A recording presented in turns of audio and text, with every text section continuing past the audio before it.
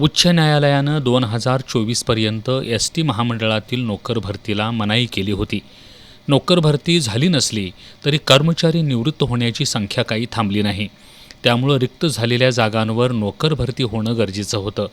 सध्या कोल्हापूर विभागाकडं 737 बसेस असून त्यापैकी रस्त्यावर 725 बसेस धावत आहेत.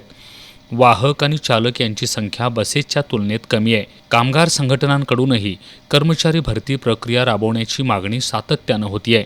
परंतु याकडं महामंडळ दुर्लक्ष करत असून त्या कर्मचाऱ्यांवरच महामंडळाचा गाडा हाकायचं काम सुरू आहे. यामुळं रजा मिळणंसुद्धा या कर्मचाऱ्यांना अडचणीचं ठरतं आहे. वाहक आणि चालकांना डबल ड्युटी करावी लागती आहे आणि त्यामुळं कर्मचाऱ्यांवरील ताण वाढत चालला आहे. कर्मचाऱ्यांच्या आरोग्यावरही याचा परिणाम होऊ लागला आहे. आजच्या घडीला कोल्हापूर विभागात चालक 300 आणि वाहक 300 अशा एकूण 600 कर्मचाऱ्यांची गरज आहे. त्यामुळं महामंडळानं नोकर भरती प्रक्रिया गतीनं राबवावी अशी मागणी कर्मचाऱ्यांकडून जोर धरू लागली आहे.